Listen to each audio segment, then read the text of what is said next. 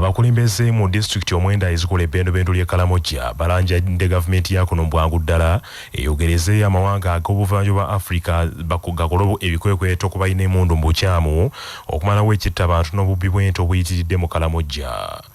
Kino kididde abalunzi mu Karamojja okubbibwako ente zaabwe eziwerako nga kikolebwa abatuuka n'okuva ku muliraano e Kenya abatokosa Pokoti okuva mu South Sudan era bano balumiriza nti ne munda mu Uganda mulimu abasuubuzi b'ente abenyigidde mu muze guno. Alipoota esomeddwa ssentebe wa disitulikiti y'e Kabongo Mary Gino bw'okyanga bubbi buno obutandika mu bitundu by'e Karamojja eraze nti Karamojja yakabbibwamu ebisolo ebisukka mu 5,500 omuli ente, embuzi, endiga n'endogoyi ebibadde biyambisibwa abantu mu kulima ekyongedde obunaku obutagambika mu bantu b'e Karamojja. Ssentebe Gino ategeezezza nti awatali gavumenti z'amawanga ag'obuvanjuba Africa okusitukiramu okujja abantu bano mu kizibu eky'emmundu ez'ejjenjeero mu bantu ab'oku muliraano mu mawanga ageetoolodde Uganda obutabanguko mu bitundu by'e Karamojja si bwakuggwa.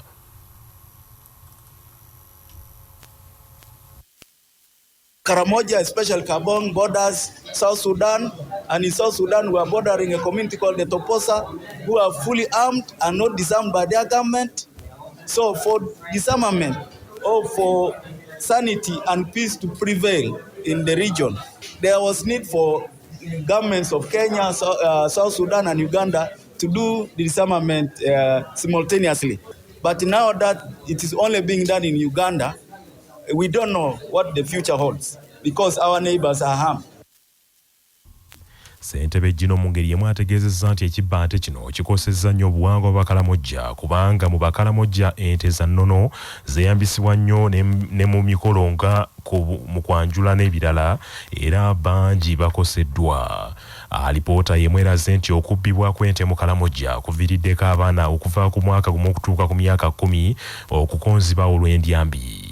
Akulira ekitongole ky'abaana mu nsi yonna ekya UNICEF e Karamojja Rebecca Kwagala agambye nti embeera y'abaana abakonziba mu Karamojja naddala mu disitulikiti y'e Moroto ne Kabong yeetaaga okudduukirira mu bwangu ennyo. Ssaabalabirizi w'ekkanisa ya Uganda kitaffe mu Katonda Dr. Samuel Stephen Kazimba Mugalu atuuzizza omulabirizi w'ekigezi Right Reverend Godi Akanjuna n'okumusaba okuyambako obulabirizi buno mu nkulaakulana okunyweza obumu Bakristaayo n'ebirala.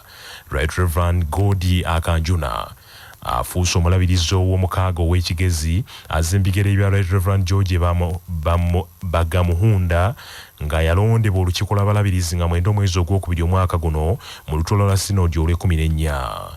Ssaabalabirizi Kazimba Mugalu omukolo ogw'okutuuza omulabirizi ono akoledde ku kisawe ky'essomero erya Kigezi High School n'asaba omulabirizi omujja okwekwata Katonda n'okufaayo mu mbeera yonna.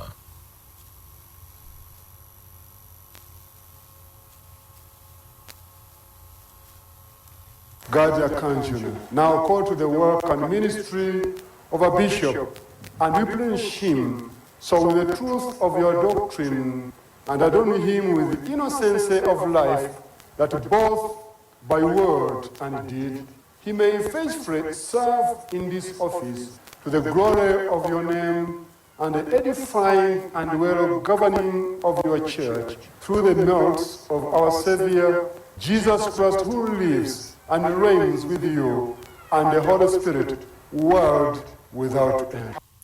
Omulabirizi Akanjuna asusse kuba birayiro era neeyama okukwatagana n'abaweereza abalala mu kugondera era n'okugondera amateeka agalungamya ekkanisa. I, Gadi Akanjuna, do hereby promise to respect, maintain and defend the rights, privileges and liberties of this church and diocese, and to serve therein with truth, justice and charity, not lording it over to God's heritage, but showing myself in all things an example to all people, so help me God. Mu bubaka bwe eri abakkiriza omulabirizi Akanjuna abasabye bamukwasizzeeko mu buweereza bw'atandise olwaleero okutuukiriza ebimusuubirwamu ne yeebaza omulabirizi Right Reverend George Bagamuhunda olw'okumulungamya mu buweereza obujja. Sakuleebangu abaliisa ababuulizi n'abashomesa abakristaayo baatamaani omukweteerana n'okukora home sales kandi abo abatakatandikire nitubeeta ngu bazitandike kandi obwo amaani gali akusoma n'okwega ebya Bibuli. Mu mbeera y'emu okulamaga kw'abavubuka mu kijjukizo ky'abakristaayo Nakiyanja Namugongo kukomekerezeddwa n'okulabula abavubuka bakomye okukozesa ebiragalalagala bongere okwekwata omutonzi. Bw'abadde akulembeddemu okubuulira abavubuka abeetabye mu kulamaga kuno abali wakati w'emyaka 17 n'emyaka 35 okwategekeddwa ekkanisa ya Uganda okuva mu bitundu eby'enjawulo. Omulabirizi wa nkola ekitaffe mu Katonda Sheldon Mwesige agambye nti abavubuka basaanidde okweddako n'okwetereeza mu nneeyisa yaabwe ey'omulembe guno. Bali ku bya firimu kakatandika butandi ebyo bibalimu kati bye bibatwala n'alaba omusajja n'abuuka ekisenge gwe kati ojja kunywenja iyo oluyite mu lukusali bakutwali mulago kati obwo obulamu bwe tuyina ennaku zino bwa bulimba ensi yatulimba netuleetera ebifaananyi n'ebisiiga omuntu bw'akiraba n'alowooza nti kyekintu ekirungi. Omuntu atakkiriza nti emizimu weegi aba tali mu Kristaayo oba musomi wa Bayibuli wegiri. Waliwo abantu abalina ebizibu byabwe, waliwo abantu abakulira mu mbeera zaabwe ng'ewaabwe biri bubi. Era kati Namugongo wano mugenda kulaba tugenda kubaleetera waliwo abooluganda nga babiri abajja kubawa obujulizi ababadde abasawo abannansi nga basawo bannansi bamazeemu emyaka bamu batandika bali bato. Yesu amala.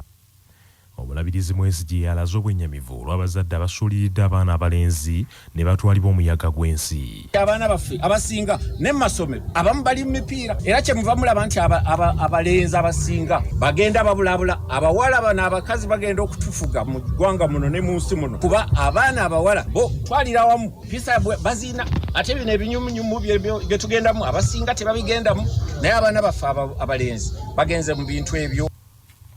Abamu ku bavubuka beetabye mu kulamaga kuno balomboza okusomoozebwa kubasanga mu kulamaga omuli n'okukoowa ekisusse kyokka nti okukkiriza kwabwe kubasobozesezza okumalako. Nzero Land tulina obujuni mvudde Kanyampuumo Church of Uganda mu Ntungamo South Ankole Diocese tambudde ennaku 9 okuva ewaffe okutuuka wano bye tubadde tulaba mu challenge enkuba ng'etonya ate nga twagala okutambula oluusi ne tuyimirira. Nze Nakabanda Judith nga nvudde Kako Essays e Masaka nina emyaka 19. Abavubuka abali eyo abasigaddeyo olwaleero kuba lubadde lunaku lw'abavubuka namwe mbakubiriza okujjako eno musabeko mulabe. Manya gange nzena Nakamukesi n'emyaka 17. Mbajjukirako bingi nange kinsikiriza okujja n'ensinza Mukama nsonga beewaayo ate mu kwewaayo kwabwe bantu bangi nabo beewaayo ne bajja ne babayigirako kati naffe ekisinga okutuleeta eno okulamaga nze naali bunnyo n'ekyaye neewaayo okugenda okulamaga e Namugongo. Manya obuvuna obuddo obw'eddembe lyo tonyigirizibwa ddembe lyo ery'obwebange. Nnyini kifo omukuŋŋaanira abantu abangi ateekeddwa okumanyisa abantu nti ekifo ekyo tekikirizibwamu ttaaba nga munnamateeka George Musisi bw'annyonnyola. Omuntu yenna addukanya ekifo eky'olukale oba nannyini kyo alina obuvunaanyizibwa okuteekawo obupande ekifo ekyo kiba tekikkirizibwa kunyweramu ttaaba. Obupande obuli mu kifo ekirabika obulungi nga bulagira oba bugamba abantu nti ekifo ekyo tekikkirizibwa kunyweramu ttaaba. Era akapande akalina okuba mu Luzungu, Oluswayiri oba olulimi olwogerebwa obulungi mu kifo ekyo ng'abantu basobola okukalaba ne bamanya nti ekifo ekyo tekikkirizibwa. Era gwe nannyini kizimbe oba gwakiddukanya bw'oba totaddewo kapande ako osobola okuvunaanibwa omusango bwe gukusinga, osobola okusibibwa emyezi egiwera 6 okusinziira ku tteeka eriruŋŋamya enkozesa ya ttaaba lye bayita Tobacco Control Act. Akulira oludda oluvuganya gavumenti mu paalamenti Oweekitiibwa Mathias Mpuuga Nsamba asabye abakulembeze b'Ekereziya Katolika n'abakkiriza obutakoma ku kusaba wabula bateekewo n'ebintu ng'amasomero, amalwaliro n'ebirala ebigasizaamu abantu. Oweekitiibwa Mpuuga bino abyogedde asimbula emisinde egiteekeddwa Ekereziya St Andrew Kaggwa Masanafu mu ggombolola y'e Rubaga mu Kampala egigendereddwamu okusonda ensimbi ez'okuddaabiriza Kereziya eno. Eggwanga lyaffe temulivaamu terijja kuvaawo, tujja kusigala wa tujja ddukuuma. Ebisoomooza bingi bwe mubeera n'abakulembeze nga beerowoozaako bokka kwe kulaajana okwo. So eyo bajeti tugiveeko tugende ku leva enkulu ey'okukyusa eggwanga. Bwe tunakyusa eggwanga eyo dibeti ejja kubeera ndala. Tulina obusobozi, temukoowa abatukolako effujjo baagala mukoowa eggwanga mulikyawe temukyawa ggwanga ntujja dinunula bwe tujja okuzimba eggwanga eddamu eggwanga eppya njala kusoomooza ekereziya wano nandibadde mulikisomesa naye mulikisomesa ekyukula ku sipiidi ennene mukole omulimu ng'ennono bweri mu kereziya nti wabeera ekereziya wabeerawo essomero eddwaliro n'ebirala muzimbe omukristu mu mwoyo n'omubiri. Yombaka wa Rubaga North mu Parliament Ajabu Beka Kawalya alaze obukulu bw'okuzimba amasinzizo naddala mu kiseera kino okubanga abantu bangi baweddemu essuubi mwe baddukira era alaze obwennyamivu olw'ensimbi y'omumusolo esaasaanyizibwa ku bintu byagambye nti biyamba muntu wa bulijjo. Kirabika buli aweza emyaka aba alina okugenda ng'akola pate buli wakola ki buli wayagala ate nekisinga otulumaffe sente ya muwomusolo yekola ki kaze honorable Mpuga kuba omulimu ogwo yatukulembera bulungi era ne tubateeka ku nninga byali badde bingi bye twogera n'okusimba bakansala baffe olw'emirimu gye mulaba egigenda mu maaso. Saalongo Lusolo James Ssaabakristu w'ekereziya eno yeebazizza bonna abadduukiridde omulimu ogwo. Beebaza omubaka wa kitundu kino Rubaga North Honorable Abubakar Kawalya naye abaddewo nnyo wamu n'abakansala bonna meeya waffe Mbeerazi bonna babaddewo mukodo KMC. Beebaza abantu bonna ab'enjawulo abakristu baffe beebaza babaddewo nnyo abantu bonna tubeebaza kubanga batukoledde ekyamaanyi tusonze ssente mbutuufu batuwadde ssente zaabwe. Emisinde gino gyetabiddwamu meeya wa Rubaga Division Mbeeraze Zaake Mawula wamu ne bakansala ku lukiiko lwa KCCA n'ab'eggombola bassentebe b'ebyalo n'abantu abalala. Minisita Mbeezi avunaanyizibwa ku mazzi era omubaka wa Paalamenti omukyalo wa disitulikiti y'e Kalungu Aisha Sekindi mwennyamivu olw'abaana mu Buganda abeegumbulidde omuze ogw'okwetundangako ettaka erirekebwa bakadde baabwe ekiyinza okubaviirako okufuuka emmomboze. Minisita Aisha Sekindi nabyogeredde ku kyalo Kiweesa mu Bukulula mu disitulikiti y'e Kalungu mu kwabya olumbe n'okusomeddwayo mugenzi Isa Kiyimba taata wa Kavuma Umar omukulu w'essomero lya Lutengo Muzimu Primary School era ssentebe w'abakulu b'amasomero mu Gombola y'e Bukulula. Yagambye nti mu kifo ky'abamulekwa okutunda ebyobugagga by'abakadde baabwe kye bandisinze okukola kwe kubyongerako obwongezi omutindo oba okwongera okubikuuma. Ngenza okulaba ekitusinze ekigenda okutufuula emmomboze mu Buganda wano tugabanye kasaba bakadde baffe bamala okuvaawo nga tugabana bye baakola nga tubigabana naddala ettaka nga tumaliriza nga tetukyalina. Kitammwe yalina ekaza 3 ng'ali omu ekyokugeza alese abaana 30 Allah amuwadde abalese mwenna mugabanye ekemu temulina kye mwongeddeko abaana bammwe bo baligabana ki. Tuyige okukola nga tukolera ku bintu ebyo naddala amataka nga tugola nga tugabana amagoba agakola ki. Kavuma Umaru yasikidde omugenzi Isa Kiyimba yalaajanidde minisita Sekindi ku kizibu eky'ebbula ly'amazzi n'amasannyalaze mu kitundu ekyo. Omubuulizi w'eddiini y'Obuyisiraamu Sheikh Mahmoud Sekimwanyi yasinzidde muddu w'eno n'asaba abayisiraamu okwetegekera olunaku lwe banasinkana omutonzi waabwe n'abakuutira bakole emirimu emirungi kyokka n'ennyamira olw'abufuusa olw'abantu abasusse okukumpanya emmaali y'abamulekwa nti omuliro gubalindiridde. Abantu bakuŋŋaanya emmaali nga balinga n'abataasa essanda kuliko ensawo ani yali atunze essanda okuli ensawo kati mugende mpola maliriza aya wa innal jahima hiya almawa Mungu agambye nti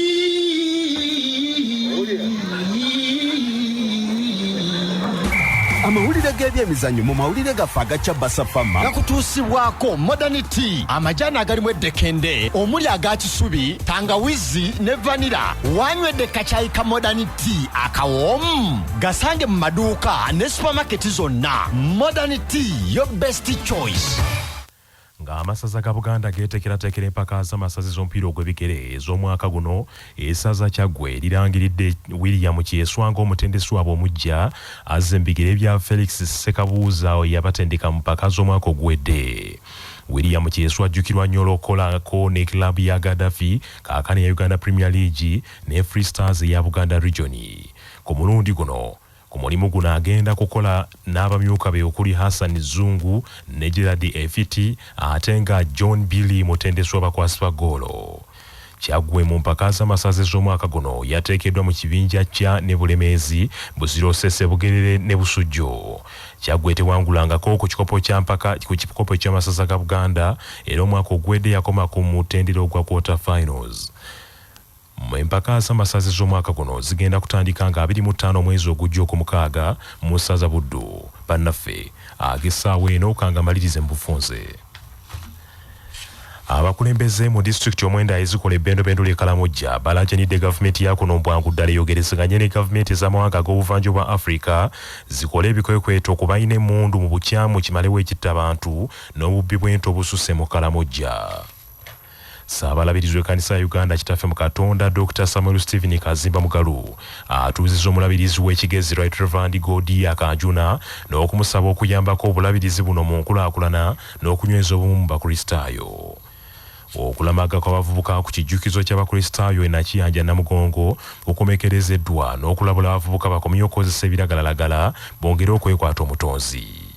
Yakulira oludda oluvuganya gavumenti mu paalamenti Oweekitiibwa Mathias Mpuuga Nsamba asabye abakulembeze b'Ekereziya Katolika n'abakkiriza bulijjo obutakoma ku kusaba bateekewo n'ebintu ng'amasomero, amalwaliro n'ebirala ebigasizaamu bannansi. Bannaffe ge mawulire ag'essaawa eno, nze Joshua Musaasisi Nsubuga agundegunda Omuteregga.